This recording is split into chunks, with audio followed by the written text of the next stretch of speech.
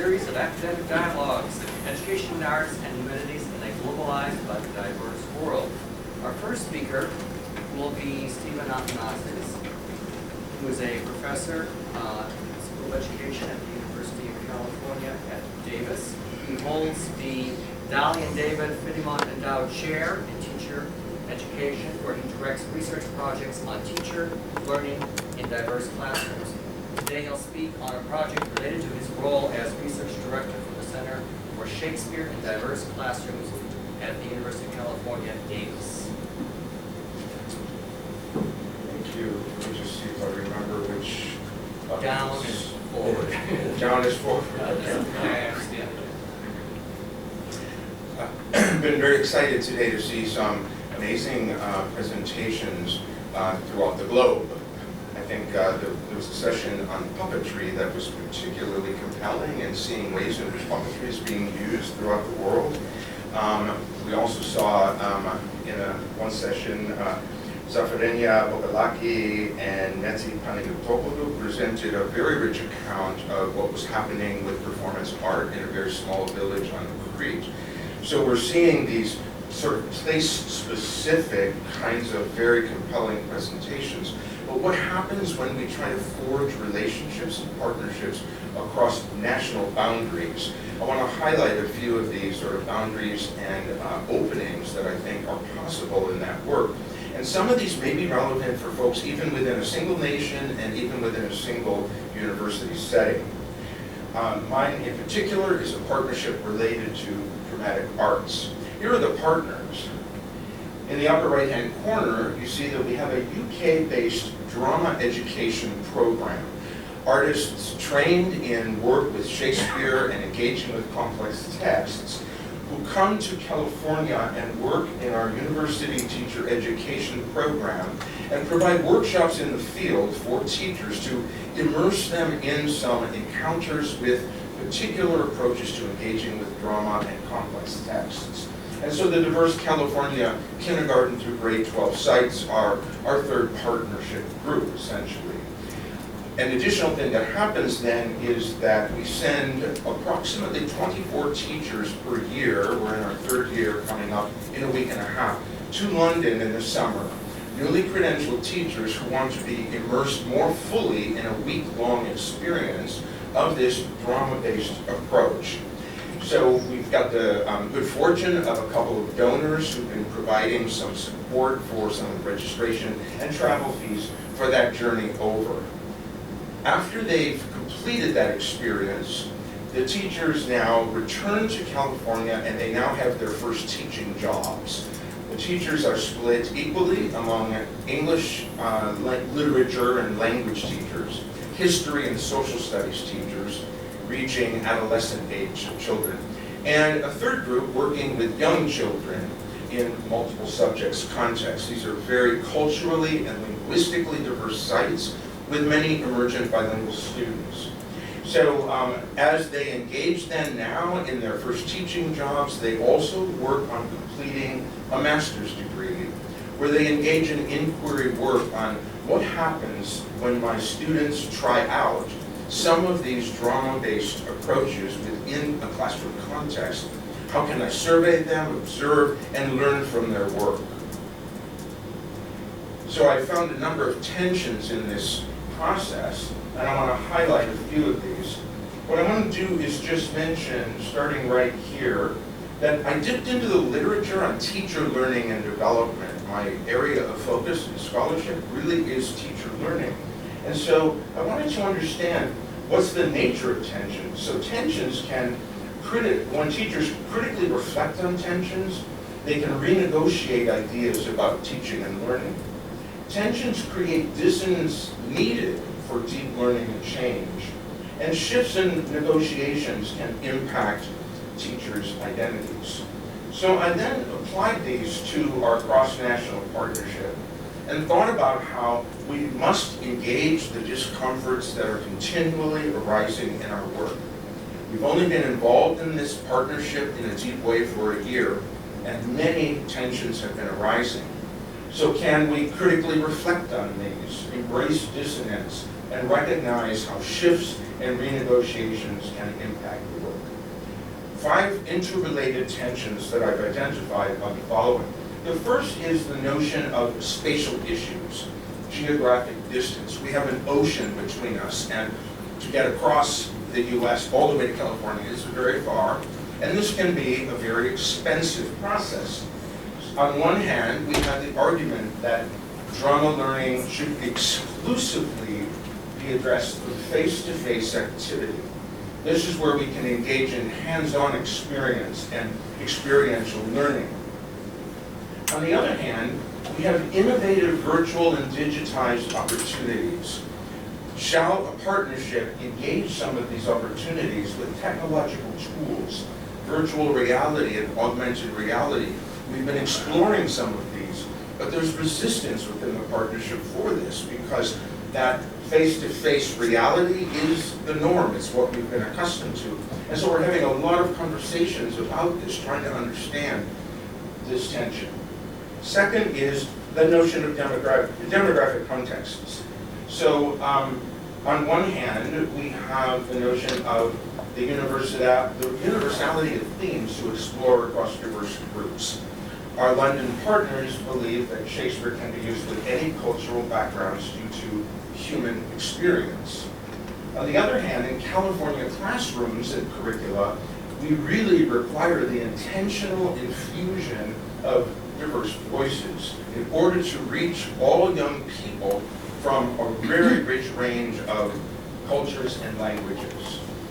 And so we debate about this and how to manage that work. At the center of this, and related to what I just described, is the notion of Shakespeare as a focal actor. In the UK, he is treated as a hero. There's a sense of idealizing his work and that universality of themes. The very notion of universality, however, has been critiqued in some of the educational literature. So we see, on one hand, one of the teachers in our project argued, themes presented are relevant to students today. Students grapple with issues of class, love, betrayal, and death every day. Not to mention that his language is rich and offers much for the study of literature. On the other hand, there's the danger of the single story, as Atiner has argued, the Nigerian author. Several of our teachers have said, I would prefer to emphasize more diverse literature. Literature authored by diverse authors and even some young adult literature. Most students don't get to read anything about people who they can really relate to, or written by people who share their culture. Shakespeare is yet another dead white man. So it's a tension that is there constantly when we deal with this in California, where many students are not primed to engage with Shakespeare, who is central to the work. What about foreground and background? I think about interdisciplinarity. We've heard some ideas today, actually, in several sessions about this, ways in which we need to deal with this. So, for example, our UK partners, foreground for them is theater, drama, literature as the core disciplines. Foreground for us in a school of education is education and the pedagogy. These are interrelated, but it's an issue of foreground, background. Study of drama and theater and how people learn is a source of research for our partners in the UK. For us, in the world of pedagogy, it's a focus on understanding how educators can adapt drama and performance practices to promote student learning. And then this notion of distinct core goals is the final one I want to hit here before talking about some opportunities afforded by these tensions. So for the UK-based work, it's essentially a kind of corporation. So their main goal is to really develop and disseminate practices. Reach out to as many students as possible through performers and teachers. One drawback is it relies heavily on expert performers, and at times can be a kind of parachuting in as a one-time workshop. For us in the university, the goal is inquire and innovate to support students and teacher learning. Teachers learn about, inquire about. The drawback is that it takes time and effort to develop this kind of inquiry process as a sustained practice. So this at times can be a source of great tension. So from boundaries to openings, 3 ideas I want to share. Let me begin with this one. I talked about this a little bit this morning in my presentation, that, whoops, how do I go back? There we go. That I try to argue for all of the partners in this partnership that we need not fear either practice or reflection dominating. If we in fact engage in this model of praxis that Pablo Freire has argued, Freire argued that this is really needed for exploring groups on the margins, for engaging in equity work within societies. But he also argued that we practice, we step back from practice to reflect, to analyze, to go deep, then we return to practice. It's a cyclical process. So I try to foreground this idea to help partners recognize that we need not fear this kind of debate about which is the dominant in our practice. Then I worked with the team to develop an expansive model of teacher learning and praxis. So as I mentioned, it began with this initiation of the arts practitioners flying to California and doing workshops for teachers. I also mentioned this 5-day London summer intensive experience. I'll be there in a week and a half, sort of supervising some of this work. And then it continues with the teachers returning to California and engaging in inquiry in their MA course experience and in their classroom sites.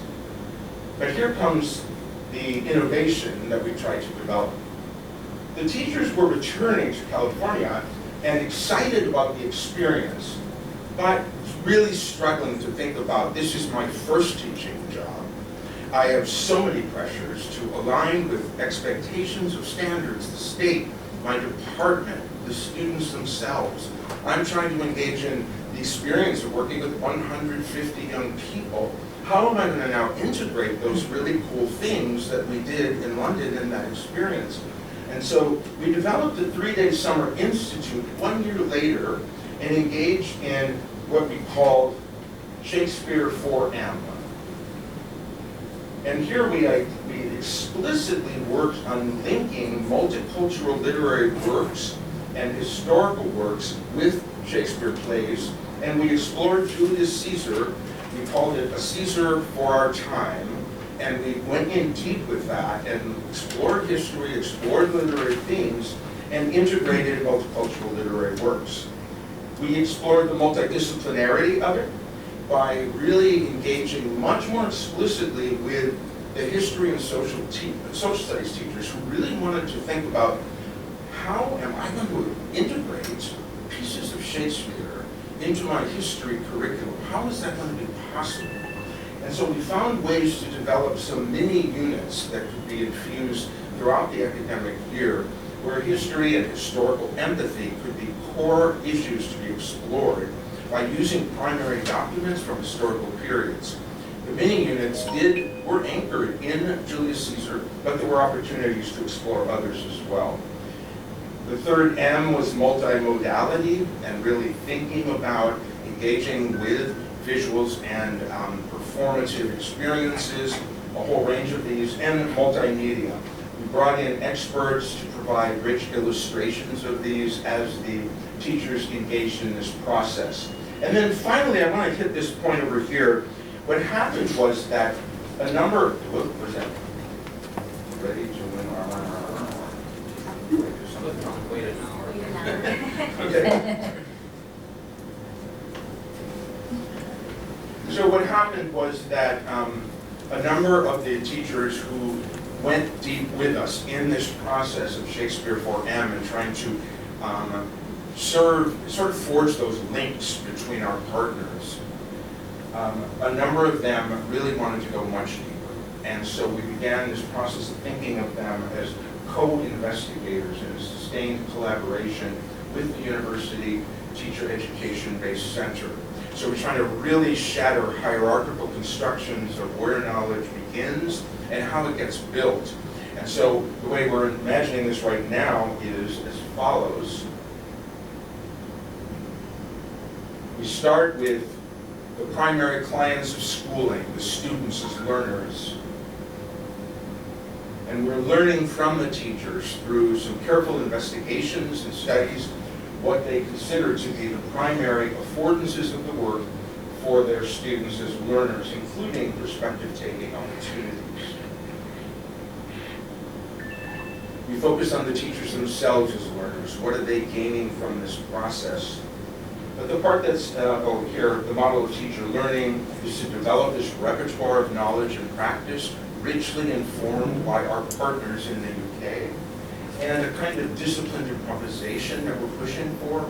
Can you pull from these practices you're learning in the moment when the moment in the classroom calls for it? The part that's really exciting me is this last one, which is these teachers now emerging as partners. 5 of the teachers who've been involved in this have now stepped up to become what we're thinking of as this 3Ds model with the capacity for design. We're calling them the design team. They're going to be designing a 3-day institute this summer to, in fact, replicate some of what occurred last year, but to rethink it, shake it up.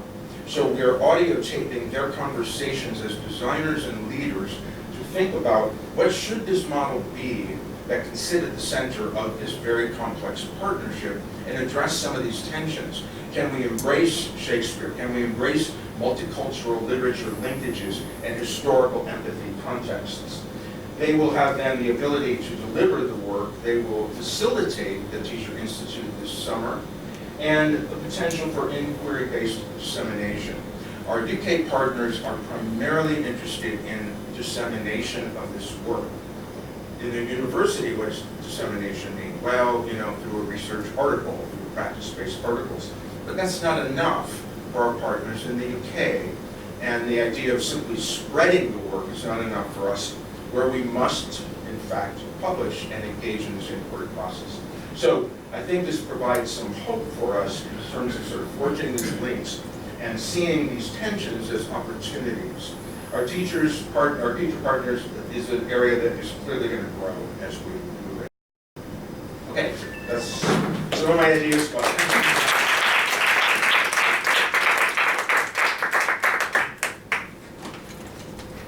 Our second paper is by Zong, who's a professor at Hiroshima University in Japan. And the title of his presentation is To Cross Academic Borders, Challenges and Opportunities.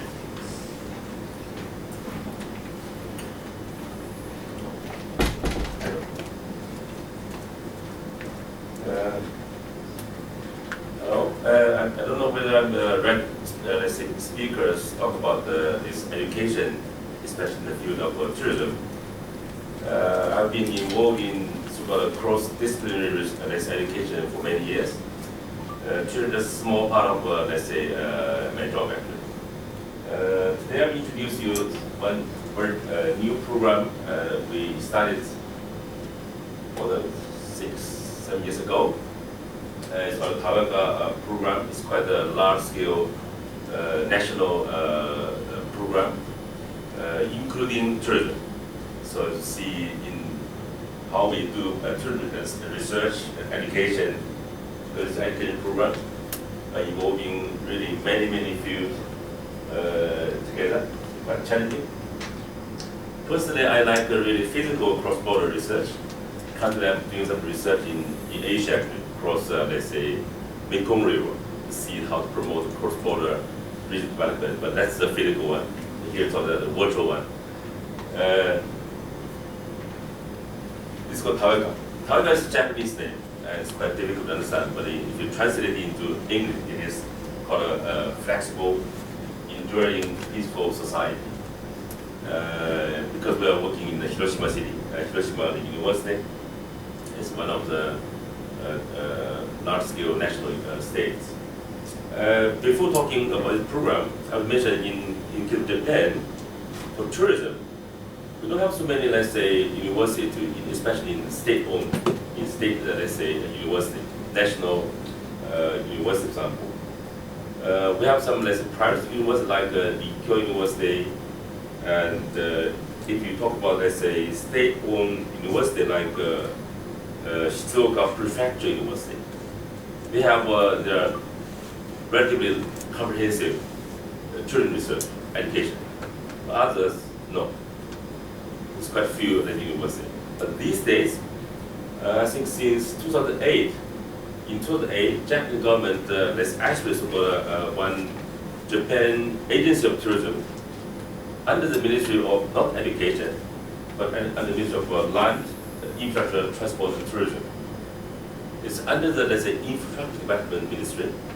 They built a tourism agency to try to promote tourism. Since that, I think several, let's say, universities start to introduce a new tourism, let's say, program. That's really the start. For me, it's quite strange. I thought they would have a more, let's say, good example. I already have some 2 doctoral students from my lab. But when I promote them to be a lecturer, to find a good job, where do they go to find a lecturer? You know Hiroshima. And in Hiroshima, actually, we have 2 large-scale programs. We call it, let's say, leading, let's say, it's called a program for leading graduate schools. Japanese government selected 13 universities, the whole university, the whole Japan. In Japan, do you know how many universities? 700? 1,000? More than 700 universities in Japan. I think it's the second largest country. Talk about USA, second in Japan. USA is more than 2. Nearly 3,000, I think. So 700, our university was selected one of 3, one of 13 universities. What do we do in Hiroshima? Because of the World War II, and the peace is keyword to everything. So if you have to get a large-scale funding, you have to keep peace at the top of your program. Okay. What happened recently? In 2011. What happened in Japan? Great earthquake in Tohoku region, right? Magnitude more than 9.0 degree, very big earthquake. Because of that, we have, let's say, very serious, not only the damage of the whole coastal area, but also we have a serious radiation leak, right? Because of that, our university is famous for the, let's say, radiation medical treatment program. It's quite, I think, the top lab in the world. And their, let's say, medical team was first selected in 2011. Before that, we actually, our team, at the core of promoting the so-called environmental education program. But 2 years later, and we are like to get another program called Taweka. This program look at, let's say, the disaster recovery, how to deal with the disaster recovery. Here we talk about, let's say, the development at so-called disadvantaged regions. Okay, both have some tourism contents. Okay, in this case, in case of, let's say, a Tohoku region after the Great let's say, the earthquake, it's a very famous, let's say, tourism, let's say, destination actually. Because of earthquake, many people just don't go visit. What happened is promote how to, let's say, construct the whole region. But we're talking about not in that part, but talk about the disadvantaged region. Where, we focus on the South Asia, Nepal, Bangladesh, and also, let's say, India. Another region is in Japan. Not, let's say, large. In the morning, I talk about, let's say, mega city, but actually in Japan, let's say, less than, let's say, 30% of the population are living in more than 70% of the whole land. Okay, a lot of, let's say, rural area, we call it depopulated areas. It's quite, let's say, trouble, especially we have a lot of, let's say, sort of aging problem in Japan. Japan is the first country that reached, let's say, exceeded the 8% of elderly people. It's quite serious. Our program focuses on the, let's say, those, let's say, depopulated areas. Okay.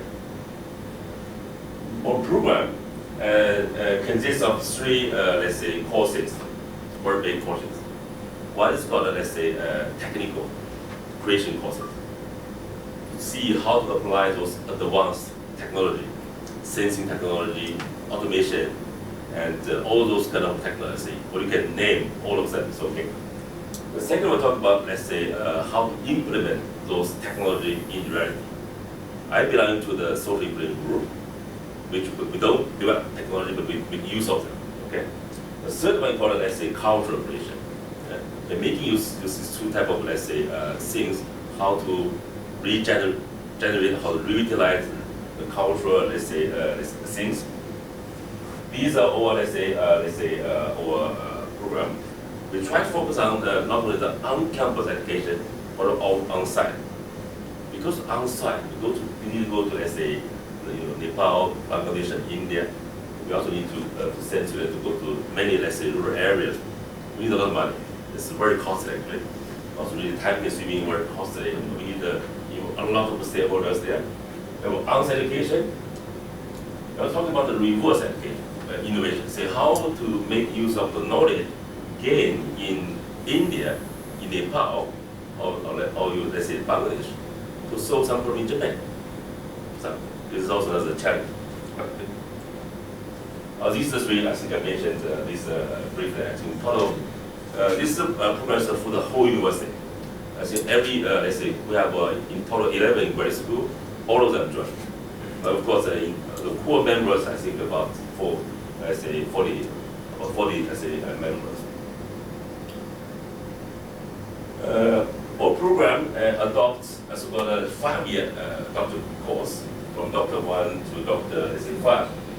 Based on the Japanese education law, we don't allow students to go, say, from D1 to D5 without graduation from master course.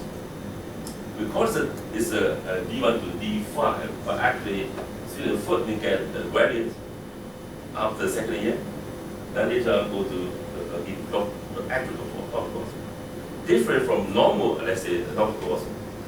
In Japan, for master, let's say, course, you have to write a full, let's say, the full thesis, quite length, not just 710, but nearly 100 pages. Okay? But in this program, no, just let's say, I think 10,000 words, so a longer report, good enough. And what we do here, in total, students need to learn more than, I think, nearly 30 subjects. Quite tough actually, because for example, my student, she majored in tourism, but she need to learn those, let's say, so-called sensing technology, very fundamental one, because they need to talk about how to make use of technology to see how to, let's say, allow, let's say, those, let's say, local farmers or, let's say, people in countryside to, let's say, advise their, so to try to, let's say, inform their product services to other people, allow them to go visit. And they need to, let's say, do so-called first internship is 1 month to 3 months. On-site training normally is about, I think, let me see, I forgot, similar, maybe 3 months. If you go to the on-site team project, very long, 3 months to 1 year. That's quite a long program. Basically, for let's say the doctor here, we let's say encourage students to make proposal themselves. And later on, we have some mentor system to try to advise them. So this part of the on-site course. This is sorry, it's on-campus education. It's on-site education. These are the major, let's say, so-called cross-disciplinary program design. We talk about this is a very fundamental things you learn when the peace related. It's very fundamental law, human rights, whatever ethic, or and these are the core, let's say, the very professional talk in each field. And here we call the course rotation because we need to encourage you to learn from different fields. This is very tough actually. But the students, because they have an on-site team, basically, so one team should have yes, no problem. should have 3 people from each of let's say course. For onset, yes, it's sorry, I said it's 2 weeks. That's long. It's initially do 1 to 3 months. It's 2 weeks, 2 locations, and for the second year, meaning the master second year. In Japan, it's master second to 2 years. And for the on-site team, let's say 3 months or more. Normally, let's say I think 1 year basically. That's the on-site team location. And these are examples on how on-site team projects. You see that because we go to some is in Japan. It's inside Japan. This is actually it's an automation vehicle. Autonomous vehicle. It's all group. This one. So we there's some automation vehicle produced by some company. It's a small one. They can transport, let's say, other people from their home to local shops automatically. It's already technology there, no problem. We allow it. And also some, let's say, home, let's say, TV, let's say, based medical treatment sample. There's also a radio program to how to, let's say, make some, social media to do something. Also, let's say, it's kind of it's kind of a drop, right? Talk about let's say sensing of infrastructure, how to let's say test, to monitor the health, the condition of the structures. These are some for the let's say Nepal, Bangladesh, and also let's say India. I'll skip this part. So basically, students, they propose their team project, and based on that, we basically that project should cover first their own research topic, plus something. Because in my student example, she's studying tourism, and her team, there's one from education, another from let's say technological people. What they do, they try to, I think they go to the rural area, using some using the solar panel, and to generate some electricity, and based on that to let's say they plant some so-called some potatoes, those vegetables, based on those let's say using those power from let's say solar panel, and later then of course they transfer that technology to local farmers. And of course, they need to make use of that results. To write some paper is quite tough, then for each student, every let's say semester, a half year, they have to report to their mentor. One mentor, like major supervisor, and we have let's say other 4 or 3 or 4, let's say mentor from outside. Also domain in the professional mentor and also academic mentor. Academic is professors. Professional mentor means from company, from let's say international agencies. That's what we do. And these are actually our let's say major let's say professional mentor institutes covering the international agencies like JICA and ADB, company like Mazda, and also other let's say company. Many are I think not very small, including some of course not only in Japan but also in South Asia. We need of course to guarantee the quality. We start our program for let's say more than 7 years, and I think next March we need to receive the final evaluation to check the program, and it's quite for us very challenging. And of course, we also have we need to because we educate them to become a professional, of course, in the future. And we need to also prepare some career path design supporting system, allow them to to become to find a nice job by making use of the knowledge learned in course, it's also again for us challenging, and because in ideally we say, okay, please go to those international agencies to become a professional to promote the let's say in the development of those decentralized region by using those international power. But in reality, is because of the competition, it's not really the case. But again, we are challenging that where some people succeeded, but we still have a lot of things to do.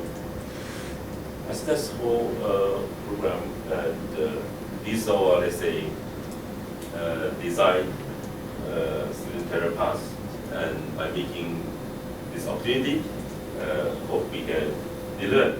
It's quite hard, it's not easy, but for our mentor, actually, basic example, I have been first actively involved. This time become very passively because it's very tough. But sometimes, by the end of the program, you're really tired, and we are forced to do something. And I think it's quite interesting to work together with people in other disciplines to learn from each other. It's challenging, but I think also it's worth your effort. Okay. That's all for my talk. Thank you.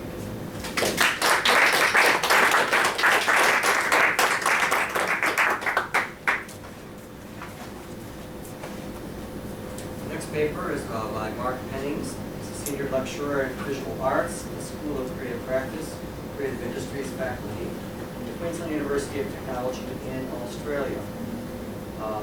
The Open Studio Visual Arts study at Queensland University of Technology, and teaching art in an austere humanities environment. A lot of us can.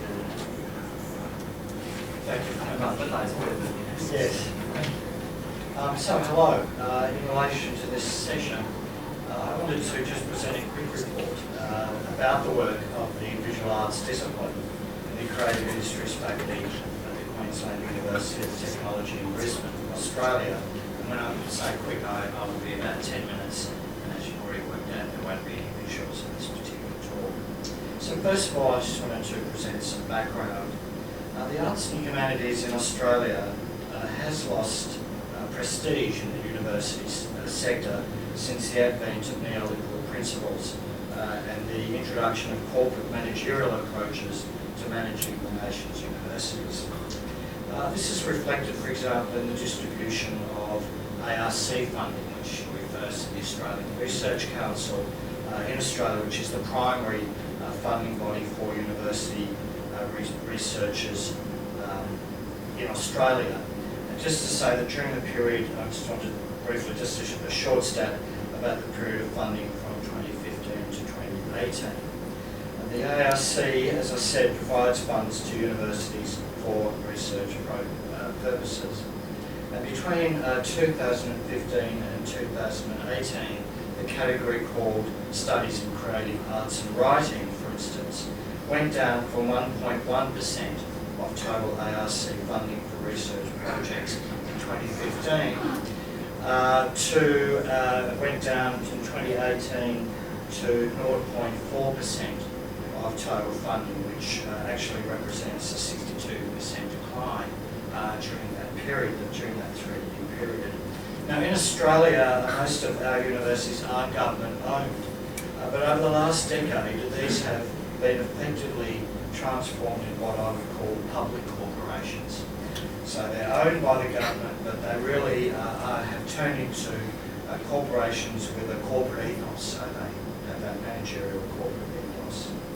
Now that being the case, the arts and humanities, I guess, traditional commitment to what the writer George Friedman would call European metaphysics in relation to knowledge for the sake of knowledge, for instance, has really been displaced by what would be called American pragmatism. And I'm using George Friedman's terms, which he applies back to politics, to the situation here. So that is really to say that in this case, in Australia, that unless a discipline can demonstrate a capacity to generate financial profit or find industry collaborations for profit, that discipline is seen to have less relevance to contemporary society, and thus receives less university funding for research, teaching and administration, including administration support. I'm just speak about the experience of Queensland University of Technology.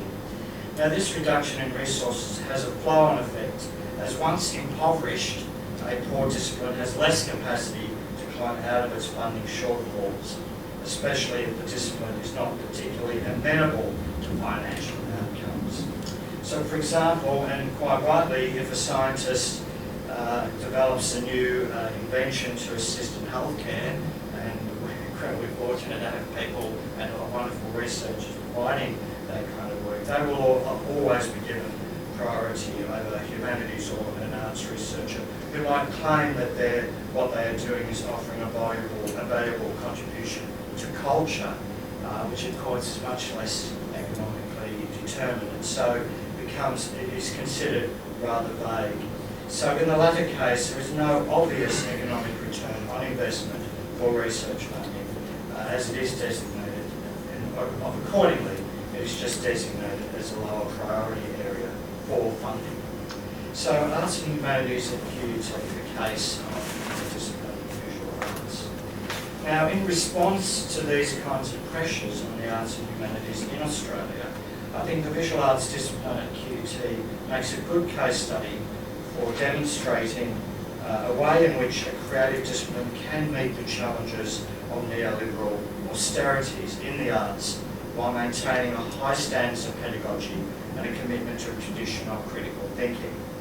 As a discipline, we feel it is important to use the visual arts degree to mentor students about the realities of the professional global arts scene, which itself has undergone tremendous transformations in our neoliberal populist era, in which many of the most popular artists are entrepreneurs who work in a range of creative industries. So Murakami from Japan, he built his art career, built the brand, and then he started working with Louis Vuitton and other kind of prestige luxury brand. And many more really popular artists, Damien Hirst is another great example, doing jeans design and stuff like that. Many of those really high-end artists really use their art as a brand which they then apply to other creative industries. So I'm not saying that, I guess my point is not to say that QUT says no, we all should be painting portraits of grandmother on Sunday afternoons and we're not going to move with the times. You know, quite on the contrary.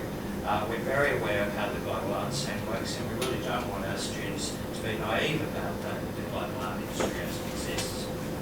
Now, in some respects, visual arts' place within the broader humanities at QUT is also tricky, because even though visual arts is in the humanities faculty, it really has quite different teaching and research methodologies and often priorities. Now, in my case, I'm an art history and theory lecturer, so I'm kind of safe in the sense in which I work within the discipline and I'm a typical academic, and I can produce those kind of Q1 research outputs that the universities place so much store in. But of course, many of the students are taught by professional artists in the studio there that these arts in practice. Now, we have different priorities. For instance, so certainly as an art history lecturer, my task is to help students write better essays, first of all, to communicate their ideas in text, and also to pass visual image exams. Whereas the studio teachers instruct students on the actual making of art, obviously, and what it takes to succeed in the art industry. However, we find a way of collaborating that is theory and practice, which I will discuss soon enough. Another difference between the humanities and visual arts in relation to finances is that teaching is more profitable for universities when taught on a mass scale, clearly. And this can generally be achieved in popular humanities courses that presents lectures and tutorials. That's what the business school does famously well at QUT, because it can have 800 students in a lecture theatre, so it's very cost effective. But this is not something visual arts studio teaching can match, as it generally requires big spaces for teaching and a smaller number of students via tailored and individual teaching approaches, intensive feedback, etc., these sorts of pedagogies. Now, creative arts disciplines like the visual arts need to be inventive when it comes to meeting the challenges of succeeding in a financially constrained environment. And the primary pedagogical weapon that QT Visual Arts has at its disposal is what we would call an open studio model of art training. Now this, in many respects, resembles the Bauhaus tradition and is in essence pedagogy based on experimental methodology and conceptual development. This is given priority over providing students with specialisations in technical skills. Now, more traditional art schools are based on the atelier model, in which students are taught specific disciplines and receive technical instructions in a range of areas, usually in painting, sculpture, printmaking. For instance, most students who go to those schools, they're good at painting, they start at their art school and they're going to get better at painting over 3 years because they're going to be dedicated painting lecturers that will help them become better technicians at painting, whatever that might be. That's more the traditional way of approaching. Students, as I say, begin with basic skills and then develop a repertoire of techniques in their particular medium during the period of their degree. Now, in contrast, students at Queensland University of Technology are not trained in just painting or sculpture. Rather, they are immediately taught to develop creative and conceptual skills and then choose the mediums that might help them articulate their ideas. So students are encouraged to try many different mediums rather than focusing on developing expertise in just one medium. Studio staff directly assist students with advice about using particular mediums that might be best suited to the requirements for those students to translate a set of concepts into a particular artwork. So we work on them developing their conceptual nous more than anything else. Now, our teaching is also based on collaboration, interdisciplinarity and visual literacy rather than acquiring refined technical expertise. Now, the only technical teaching we really offer is with digital technology, where students are taught Photoshop, etc. These, of course, are generic skills that can be applied to creative areas beyond visual arts. It is also important to note that studio teaching in art is supported by people like me, by Humanities-style art history courses for our students, by people like me, because students are expected to acquire expert knowledge about the history of post-1900 art, because art theory is seen as a valuable studio skill as well, which is meant to assess their conceptual development. So, when they come out of art school, they've got to know, why they're working in what they're doing, what traditions they come from, how they're mixing and matching those traditions, etc. Be able to communicate that to potential buyers, potential dealers, potential curators, etc., etc. Now, one of the unique cost challenges for teaching art in the university sector is space. Certainly in Australia, it's all about space.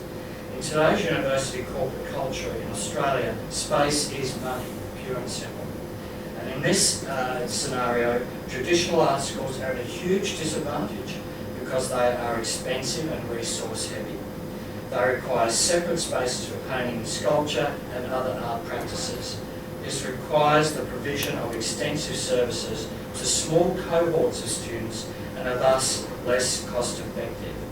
And one of the most important economic benefits of the open studio model is that our way of teaching gives our art school considerable flexibility in relation to the types of spaces we can use. Unlike traditional art schools, we don't need elaborate printmaking facilities or dedicated welding sites for sculpture. What we do have, however, is one technical workshop where the students can go into that workshop and the technicians can instruct them on how to make a box, for instance, if that's what they think they have to do. So that's the way in which we deal with space. And in fact, in many ways, we would not, in many cases, actually need to have students in studios to pursue certain discussions. They could have them out in a park somewhere, should that be required. So in conclusion, to say that open studio method, certainly in Australia, has proved to be particularly innovative. Now in Australia, all art schools have faced similar economic pressures and challenges. But at QUT, we've taught an open studio model for just coming on 20 years. This means that we are, in many respects, ahead of the game and are able to offer an innovative approach to the present and future of arts teaching in the country. The university sector is changing in dramatic ways, but most art schools in Australia remain fundamentally discipline-based and are therefore struggling to cope with the pressure to reduce their resource costs and space footprint. It is therefore not surprising that other art schools in Australia are beginning to take note of QUT's open studio model and are starting, in fact, to employ and integrate some of those elements in an attempt to adapt to straitened times in the arts and humanities. Thank you very much.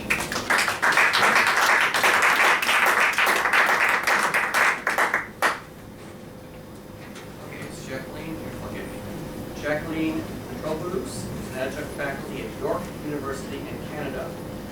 The topic is re-examining the value of an arts and humanities education in Canada. Hello, thank you. I'll actually be talking about something similar to what Mark was just discussing, but in relation to the Canadian context. And more specifically, I will be talking about what's happening currently in my home province of Ontario, Canada. In particular, I want to talk about the new performance-based funding model for colleges and universities that was recently proposed by the provincial government. Under this new model, 6 of the 10 metrics for funding are linked to what's called employment outcomes, including measurements that base university funding on the earnings of its graduates and the number of graduates employed full-time in a related or partially related field. While I'm sure we can all agree that we want our students to succeed and find gainful employment, I don't think the only value of an education is related to a job and a paycheck.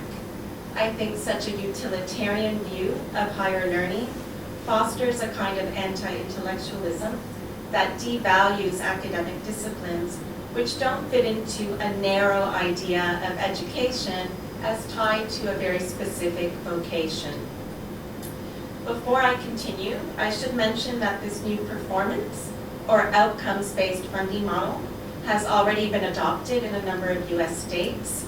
And it sounds like there's something similar happening in Australia based on the talk we just heard.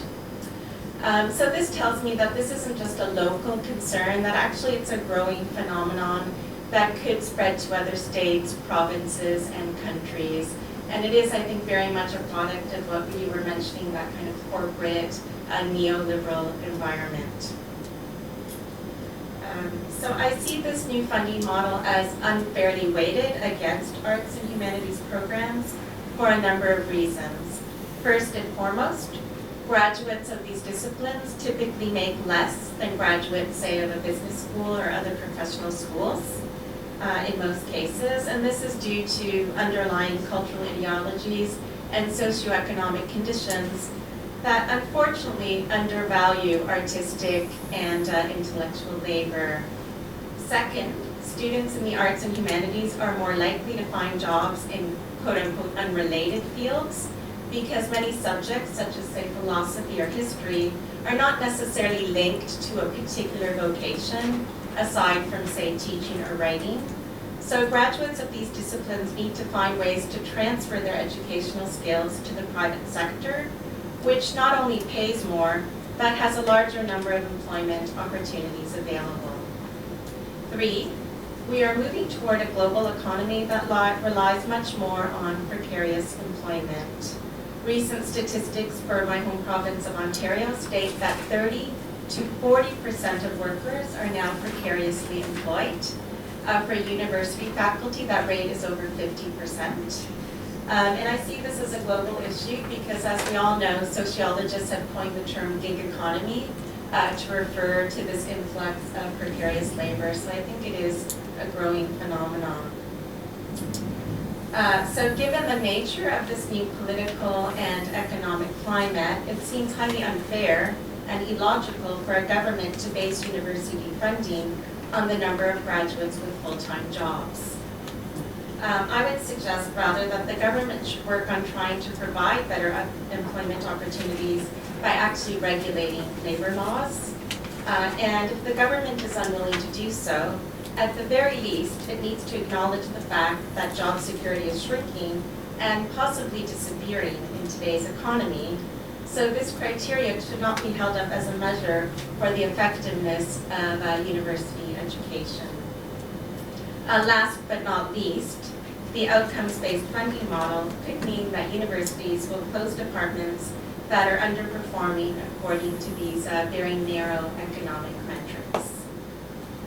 Now, speaking more broadly, I see this political ideology as part of an alarming international trend where arts and humanities departments have to continually justify their existence to governments and a general population that fail to see the value of intellectual and artistic labor. If we reduce education to purely economic terms, then many courses in the arts and humanities could indeed be viewed as useless because there is no money in it. Having said all this, I am not trying to argue that our students do not have to worry about the practical reality of finding a job, but simply stating that this is not the only value of an education. So according to this new proposed model, if 6 out of the 10 metrics are devoted to that, then that means 60% of funding would go to that. So again, I don't think this is the only value of an education. And further, I don't think there needs to be necessarily a one-to-one correlation between a student's university degree and their so-called employment outcome. I think the critical thinking and communication skills that we teach could lend themselves to jobs in government, the corporate world, and many other fields, as well as serving as the basis for the innovative thought behind entrepreneurial ventures. However, the new government metrics for education funding does not account for this. If my rhetoric seems a bit exaggerated, I should note that the Premier of Ontario, Doug Ford, has explicitly stated that the main reason students go to university is to get a job, and he views his new funding model as a way of making universities fiscally accountable to the taxpayers. I should also mention that the current provincial government is a right-wing conservative party that has consistently attacked public institutions as part of their populist platform of making themselves accountable to the people. Dutch scholar Cas Mut has defined populists, quote, as those leaders who split society into two homogeneous and antagonistic groups, the pure people on the one end and the corrupt elite on the other.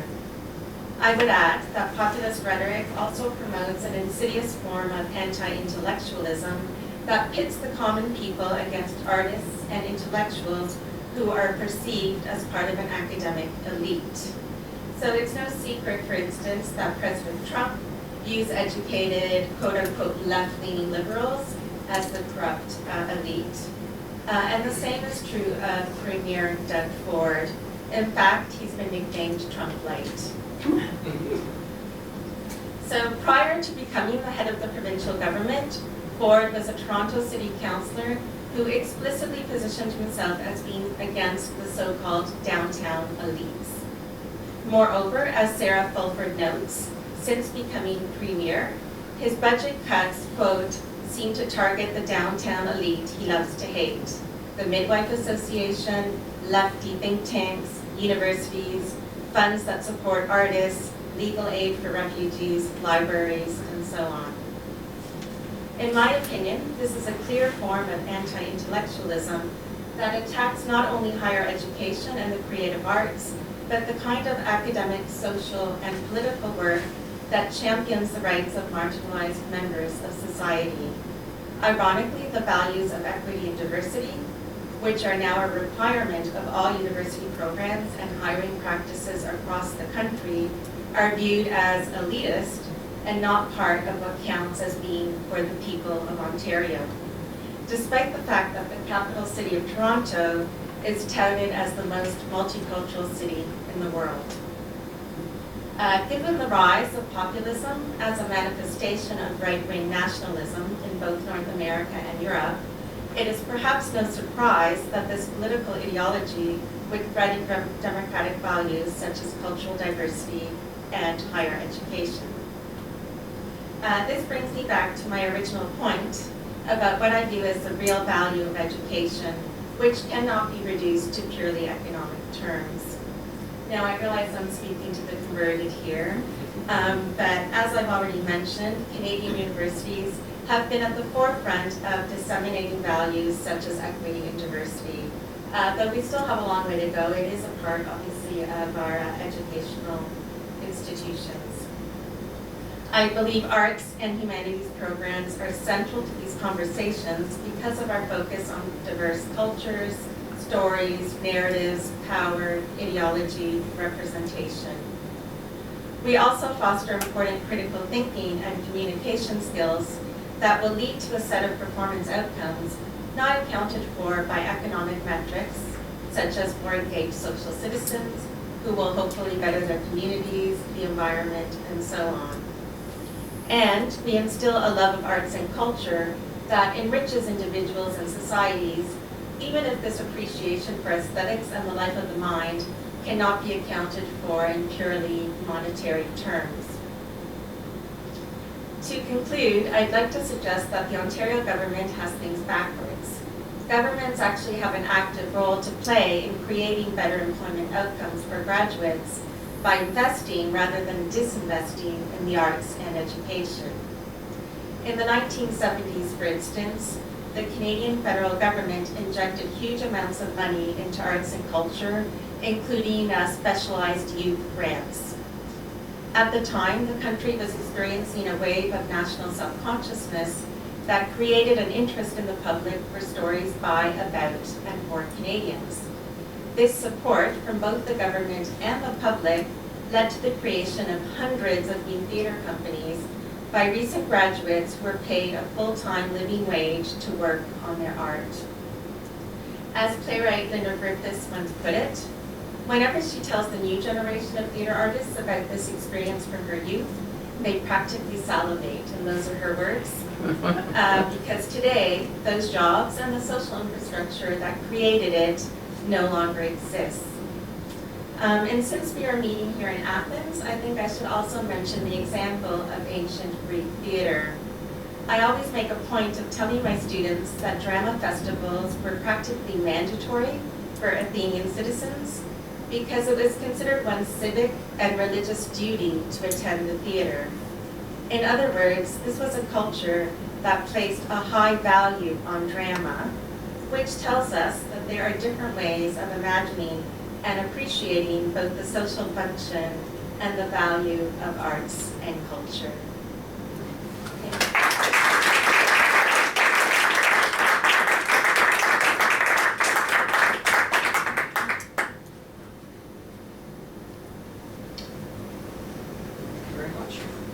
Do you have any questions or comments for any of our speakers?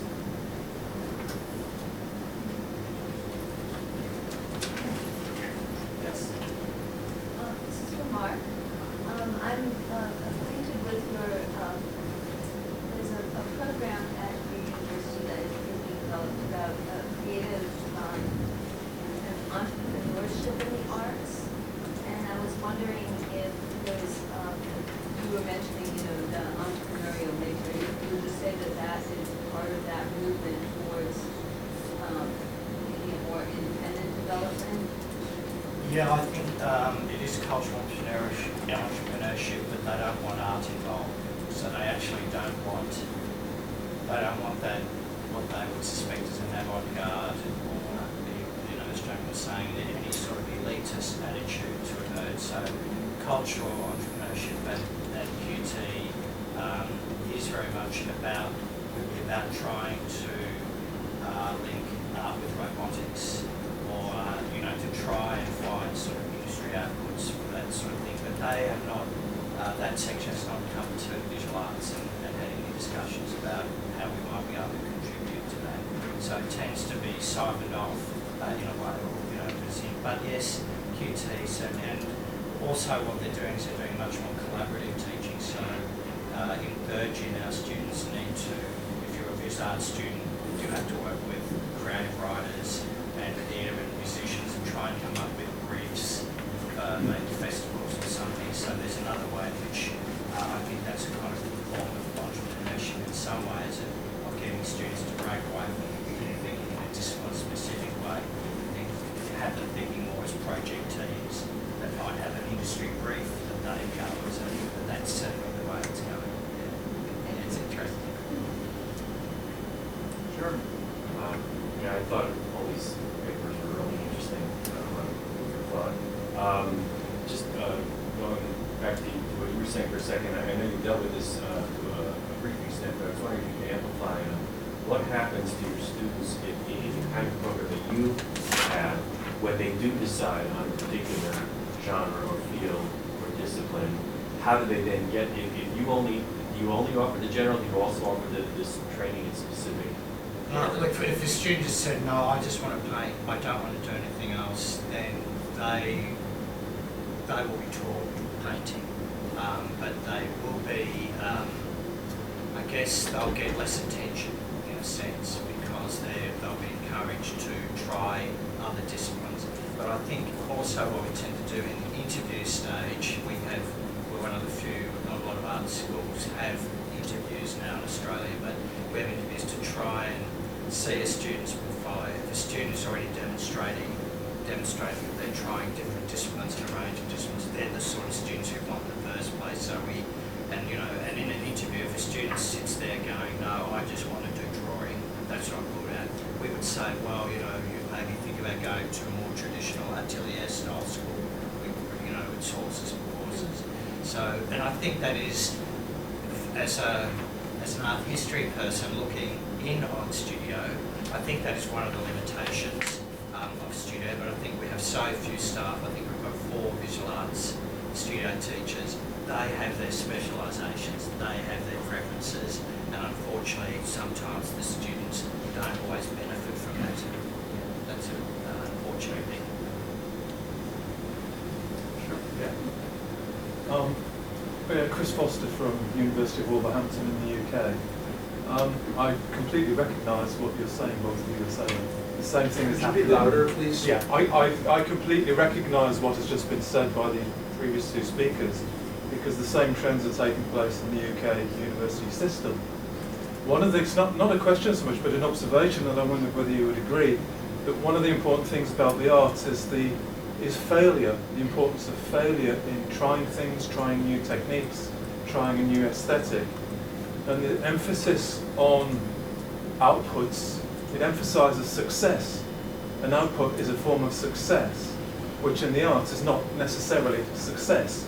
You have to try many things before you get to where you perhaps want to be.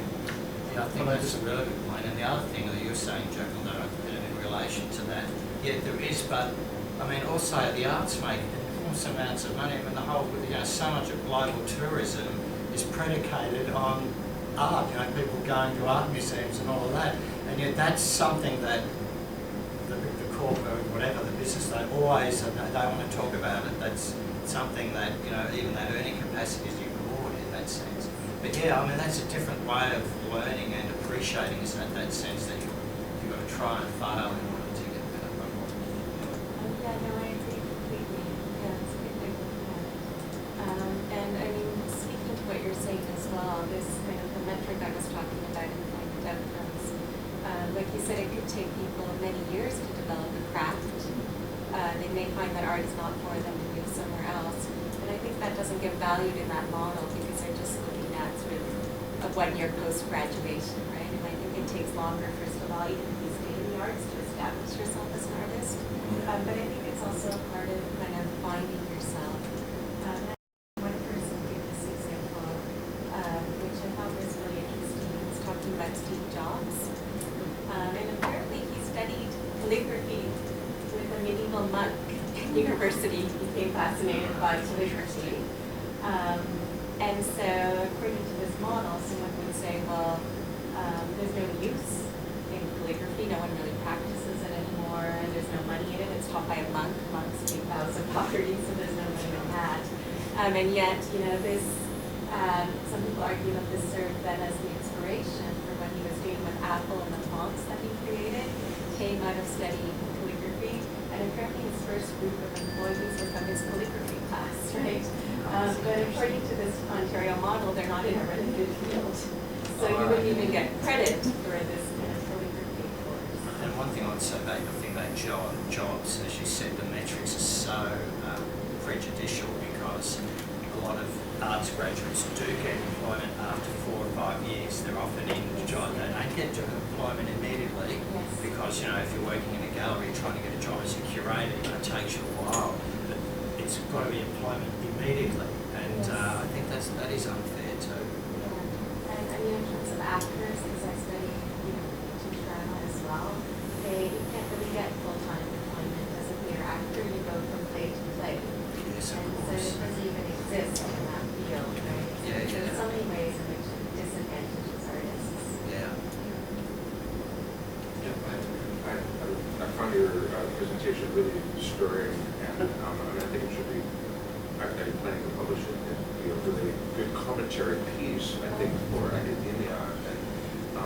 And I'm just sort of starting to think about the money piece, you know, and I'm wondering if, I made a comment earlier today too that theatrical productions in particular are just so expensive to launch. And as soon as there's music involved, you know, a chorus and an orchestra, it's just outrageously priced with these live performances. And so I'm just wondering if what your take is on technology and the arts, technology and drama. I've been hearing refrains about this in California. Go talk to Silicon Valley people. Go talk to the technology people, and that's where the money is, to sort of think about arts and technology. And you know, I'm just wondering, maybe it's for everybody in the room, you know, especially with university-based students, with these young folks, are they ripe for the arts in the ways we've conceptualized them, you know, or are they needing and wanting things that are functioning in speedy ways and are ready on the internet and things that they can access to, sort of learning about technology? And is that a means, a sort of vehicle for them to believe that there is employment down the line if I'm exploring these kinds of things? And I think just in response to from the Australian experience, of course, that's part of that transformation of the student becoming a client. And once the student becomes a client, a customer, then the old white men like me, who are the old gatekeepers who held certain authority that you build over time, that just goes because that's no longer important because you're dealing with a customer. And the customer must always be right. So I think that does present challenges in that sense, you know, that and you can understand that there are demands of different pedagogy in those situations if the generation of students are coming through and thinking, no, look, I just want my degree, you know, don't give me too much extra to do, I just want this piece of paper so I can go to a job. But I think, you know, you'd be foolish not to take that into consideration, would you, as a teacher and trying to maintain students' interest in learning. Correct me if I don't say your name properly. Is it Junyi? Jun, yeah. I was really interested in the way that your university integrated internships at different stages, and also the fact that there was such a strong outreach to underserved populations both in your country and outside of your country. And I'm wondering if you see that as a model that could be globalized. I see a lot of service within the United States, but I don't see as much outreach that's integrated into the university system as internship. Actually, no, in Japan, we're different from UK, United States, and whatever. Many were national university. I don't say the force, right? But we are encouraged to do something much better than before. So in Hiroshima University, that's a goal for because we are selected as one of 30 universities of the country. We promise to become one of the 100 top university within 10 years. It's crazy, but it's not possible. I guarantee it's possible. but because of this very, very, let's say, ambitious goal, we have something very unusual. Okay? And what unusual sound we're talking about is arts. Shakespeare, I don't really understand. Now I know I'm upset actually. But why I've been so heavily involved in such a, let's say, interdisciplinary program is that we try to figure out something, okay, what we can do, we walk around and between the border, right? How we can, let's say, make something very, very different from others. I think that's I think we have been, let's say, working on such a program since. First example for me is from 2003. We started with an environment program, talking about the climate change. So it's disaster, and later on we talk about this culture, because we try to link the environment with culture. It's quite challenging. But if you say whether, for example, why we shift from the environment program to culture, but still, let's say, put technology as one of the core, it's because, see, we try to make, because technology, people, okay, they have technology, we don't know how to use it. So we talk about the arts, arts or social science, and let's encourage those engineers to say, okay, you have technology, how to, let's say, first, how to deploy technology. The second is how to, let's say, develop technology. These days, I think since 2004, as a global evolved as a trend, that's called as a service science. You should be familiar with the service science. It's a new field. It's a talk about the sort of the co-creation of value, the value co-creation. Say that the customer and supply talk to each other. I think that should be we are trying to make use of such concept to link the technology with social problem together. You have technology people develop the technology, and to use technology to solve the, let's say, the cultural legal problem. I think this there are some problem made. Not only we look at the South Asia, we look at the, let's say, people in Japan, that's rural area. But if you look at, let's say, I think the same, it's called the Dayton area, many places. The same, let's say, climate change or environment is the same. Many countries face the same problem. But what's the challenge? Challenge is that, okay, it's easy to solve. For example, if I ask you to learn some technical things, it's so difficult actually because you're not in the field. That's reality. I think what we try to make the model, okay, to allow students to join together. I know technology, we don't know, okay, let's work together. We teach students, ask them to do, they are very clever. Young students really clever. They're not flexible. And that's the one we just as mentor, as we say, student propose the project, then we advise from different angles, and they work together. They do better now.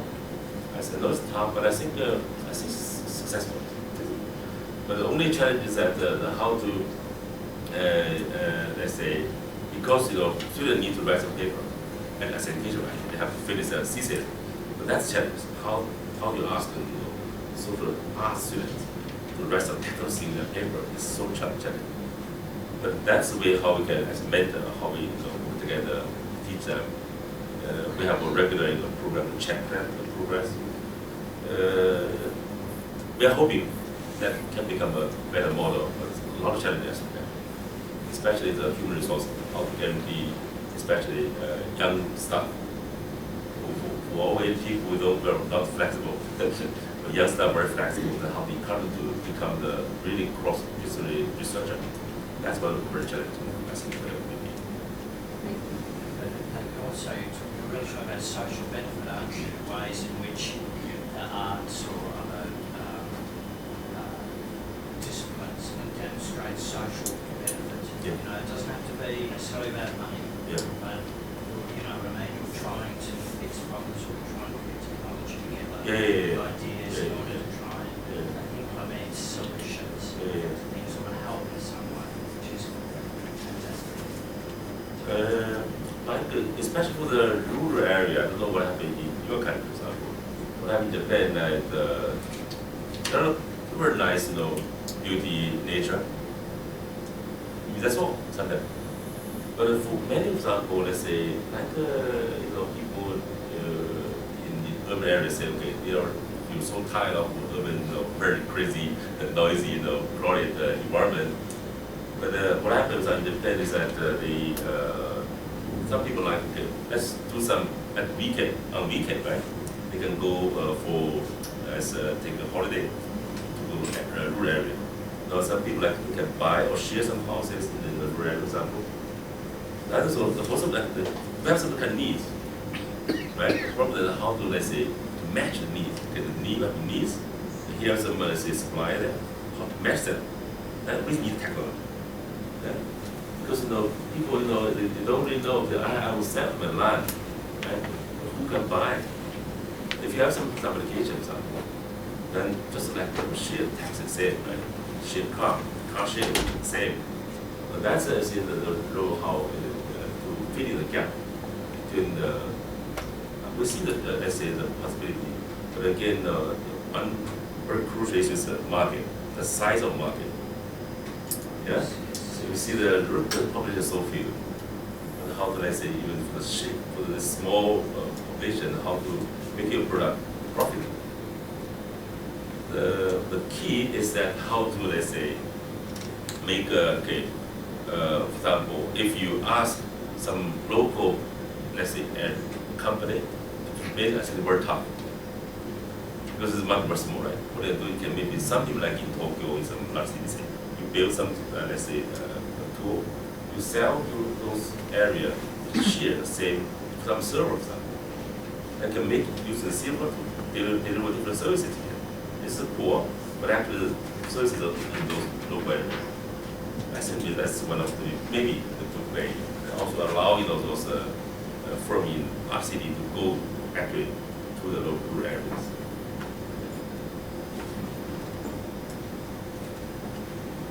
Anybody else? To ask Stephen, when you were talking about teaching Shakespeare alongside multicultural works, would that be strictly like post-colonial adaptations of Shakespeare, or would he say works dealing with a theme like similar to Caesar or? Yeah, so we're trying to explore first what's in the text itself that opens up possibilities. The design team that we've developed has made a decision that Othello will be one of their focal texts this summer. So that opens up all kinds of issues of race and reversal of black-white imagery in Shakespeare's text itself. So that can be mined, and then there will be all kinds of very intentional linkages to literary works, historical context, understanding some of the language that's being used in the text about the wars and what's the history of the wars and what was that about. And then media texts as well. So trying to make it be a bit more of a kind of an explosive journey through multiple resources. There's this idea that Chris Gutierrez writes about, saturate the learning space with resources. So that's going to be kind of the effort, so that the Shakespeare work is core with all kinds of interactive resources that can support the engagement. So that's going to be the effort. I have a question actually to three speakers. As I'm maybe the only person come from engineering actually. So I don't know what happened in your exam in Japan. Social science, there's people looking at very difficult at finding. As the same the students, as it's quite tough to find job after your graduation. This is a very big challenge. Why we have to promote such a, let's say, program sample? That first, let's say the program leader, we wrote the proposal, they also actually, but the leader is not all people from engineering, but from, let's say, social science, in I assume the geography. What happened in Japan, because of the unpopularity with the field, for students difficult to find a job, some of them try to cut budget. Means of human resources. If you look at the whole country, they are trying losing the job actually. And that's the way, one way we propose how to, let's say, make, survive together. We also say with some problem. So I don't know what happened in your country, experiences, how about the government policies, you just try to increase more funding or, let's say, education market is okay, no big problem, challenge. Oh, I just think there's, and maybe in English speaking world, there is a bit of the idea that arts are extra. When a society's doing really well and it's wealthy, it's good to have art. Yeah. But when it's not, then art is something that has to be strict. But I don't know if I got you right, but you're saying basically that in the Japanese university sector, the funding is the same, but staff are encouraged to try and do more with what they have. Do you know what I mean? Is that what you're saying? Like, I mean, art schools don't necessarily have budget cuts, and staff are asked to try and find more targeted, find needs and have art meet those needs. Is that, have I got that right? Is that? It's quite difficult if you really just using the say, I want to find some funding for sort of side itself. Difficult, become very difficult. Much difficult than before because the limit cut. All right, yes. Yeah. It's, and I think with my experience in Australia is the arts have got more and more cuts, but they're expected to do more. So it's classic catch-22. You've got to do more with less, and then because you can't do more with less, you get less. You get even more less than you had before. So you're kind of drowning. You're somehow trying to find a way to justify your existence. But that also some because of that stuff, I don't know whether some you get to have a more students. It's easy to find students to probably not as certainly in Brisbane, not as many students as before. Yes, certainly arts are not as I mean, what they say in the 70s in Australia, all the students used to do a BA. You got a Bachelor of Arts, that's what you do as a student. But today in Australia, they're all doing Bachelor in Business. That's their default degree. They do a Bachelor in Business. They don't do a BA anymore.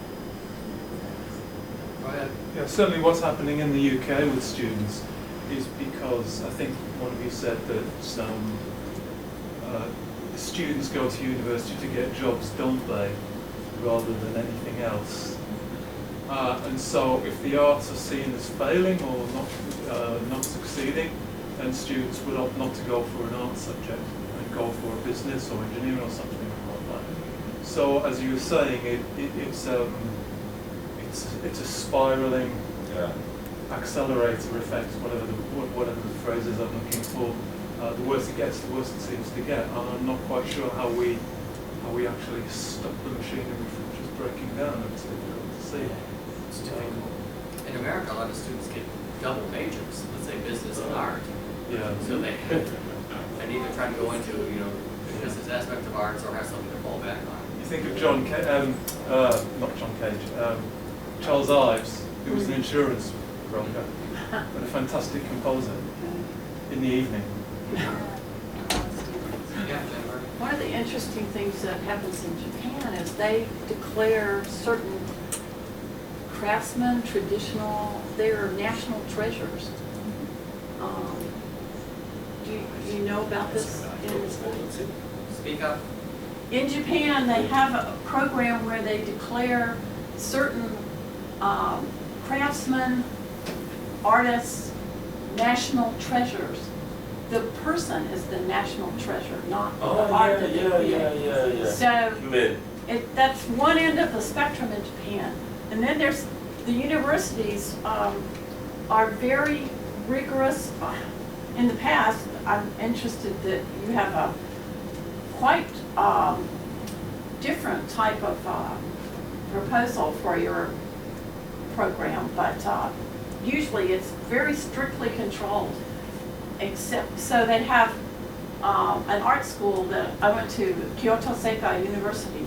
It's very, it was founded, I mean, most Japanese look at it like, it's a whole bunch of hippies and stuff, so, it's sort of like, really out of this world type thing. So, but there's so much of respect for like the crafts, the traditional stuff that they do. So I think this is quite depends on they try to like those kind of phones, smartphones, example.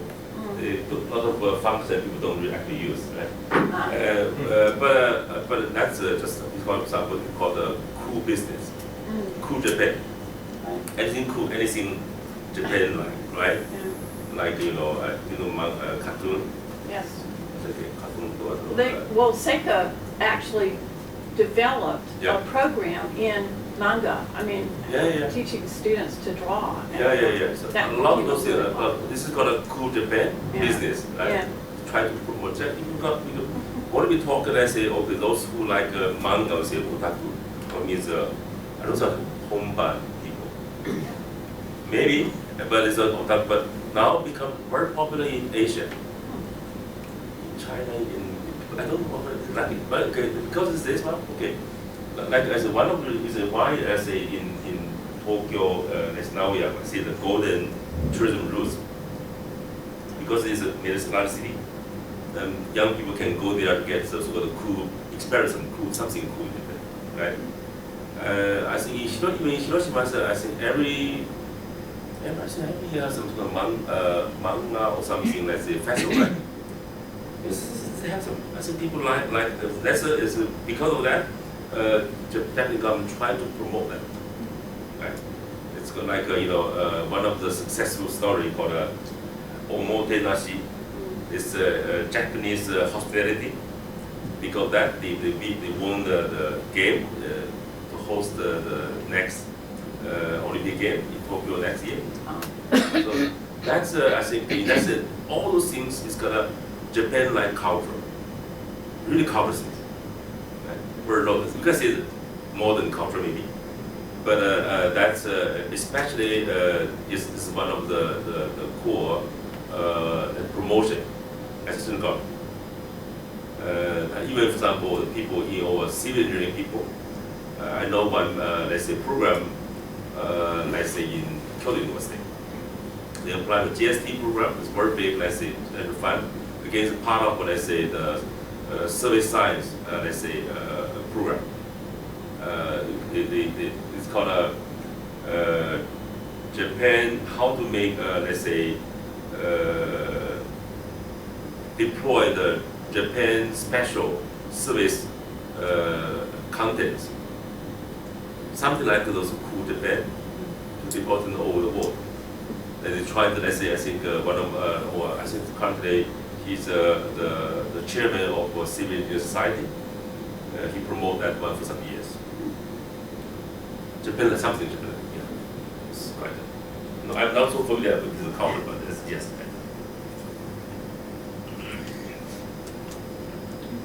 Thank you, everybody. Great session.